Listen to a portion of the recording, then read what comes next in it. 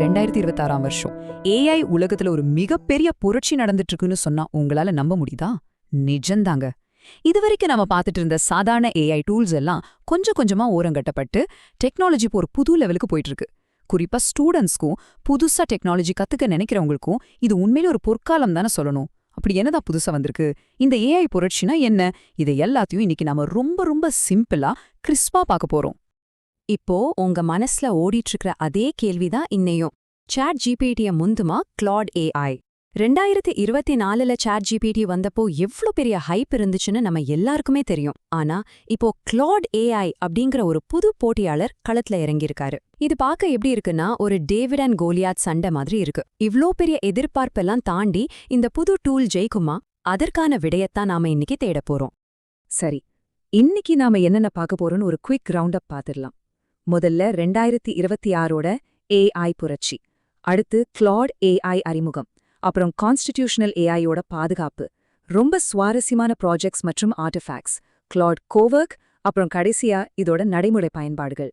Technical வார்த்தைகளை கேட்டு பயப்பட வேண்டாம், எல்லாத்தையும் ரொம்ப சிம்பிளா ஒரு கிளாஸ் சிலபஸ் மாதிரி நம்ம புரிஞ்சுக்க போறோம். ஓகே, முதல்ல இந்த 2026 ஏஐ புரட்சினா என்னன்னு பாத்திரலாம். பழைய காலத்துல இருந்த சாதாரண சாட்பாட்களை தாண்டி டெக்னாலஜி இப்போ எப்படி முழுசா மாறிடுச்சுன்னு நாம முதல்ல புரிஞ்சுக்கணும்.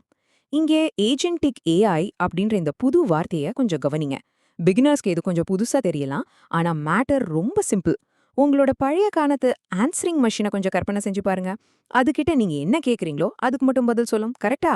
ஆனா இந்த ஏஜென்டிக் ஏஐ அப்படிங்கிறது உங்களோட சொந்த பர்சனல் அசிஸ்டன்ட் மாதிரி. இது உங்க கூட சும்மா பேசிட்டு மட்டும் இருக்காது, சுயமாக சிந்திச்சு உங்களுக்கான வேலைகளை, அது ஹோம்ஒர்க்கா இருந்தாலும் சரி இல்ல கஷ்டமான கோடிங் டாஸ்கா இருந்தாலும் சரி, எல்லாத்தையும் முடிச்சு கொடுக்கிற ஒரு சூப்பரான டிஜிட்டல் கோவொர்க்கர். சரி, நாம எப்படி இந்த லெவலுக்கு வந்தோன்னு இந்த டைம்லைனை பார்த்தா உங்களுக்கு தெளிவா புரியும். 2024ல பாத்தீங்கன்னா வெறும் சாட் பாட்களா வந்த சாட் ஜிபிடியோட காலம். அதுக்கப்புறம் 2025ல போட்டோஸ், வாய்ஸ் எல்லாத்தையும் புரிஞ்சுக்கிற மாதிரி ஒரு மல்டி மாடல் டெக்னாலஜியா அது அப்கிரேட் ஆச்சு. இப்போ 2026ல நாம கிளாட் 3 மற்றும் ஏஜென்டிக் ஏஐ புரட்சியோட காலகட்டத்துல இருக்கோம். இது ஏதோ சாதாரண வளர்ச்சி கிடையாதுங்க, இது ஒரு மிகப்பெரிய பாய்ச்சல்.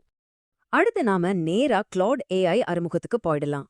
சோ இந்த கிளாட் ஏஐனா உண்மையிலேயே என்ன? இது வெறும் ஒரு சாஃப்ட்வேர் மட்டும் இல்ல, இது உங்களோட ஒரு சிறந்த ஸ்டடி பார்ட்னர்னு கூட சொல்லலாம். இது கிளாட் 3 வரைக்கும் எப்படி பிரம்மாண்டமா வளர்ந்துருக்குன்னு பாருங்க. சாதாரண சாட்பாட்ஸ்க்கும் இதுக்கும் உள்ள முக்கியமான வித்தியாசத்தை நம்ம கவனிக்கணும்.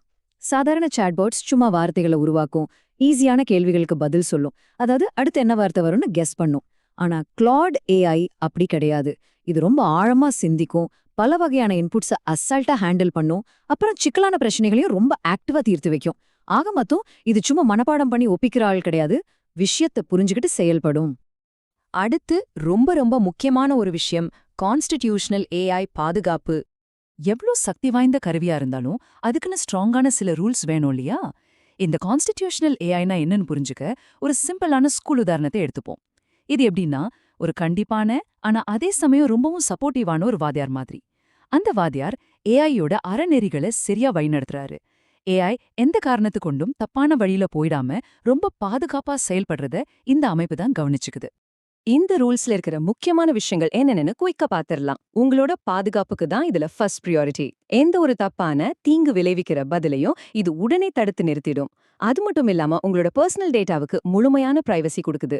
சோ எந்த பயமுமே இல்லாம ஸ்டூடெண்ட்ஸ் ஆகட்டும், ப்ரொஃபஷனல்ஸ் ஆகட்டும், எல்லாருமே இதை தங்களோட டெய்லி டூலா முழு நம்பிக்கையோட யூஸ் பண்ணலாம்.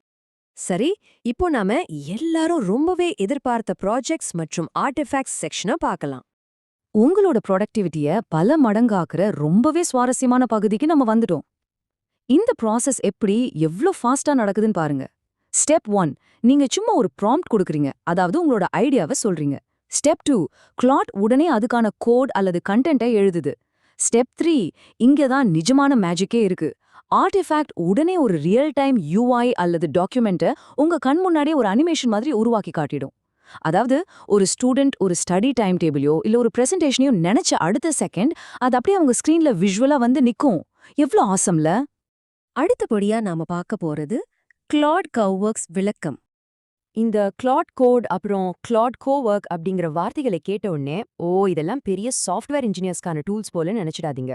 இதனால யாருக்கு அதிக லாபம்னு பாத்தீங்கன்னா உங்களுக்கே ஆச்சரியமா இருக்கும். Students 33%, content creators 33%, developers 34%. இந்த டிஜிட்டல் கோவொர்க்கர் எல்லாருக்கும் சமமான முறையில தான் டிசைன் செய்யப்பட்டிருக்கு. கோடிங் பத்தி ஏபிசிடி தெரியாத ஒரு ஸ்டூடெண்ட் கூட இதை வச்சு சூப்பரா ஆப்ஸ் கிரியேட் பண்ண முடியும். டெக்னாலஜியை இது எல்லார்கிட்டயும் ரொம்ப ஈஸியா கொண்டு சேர்த்திருக்கு.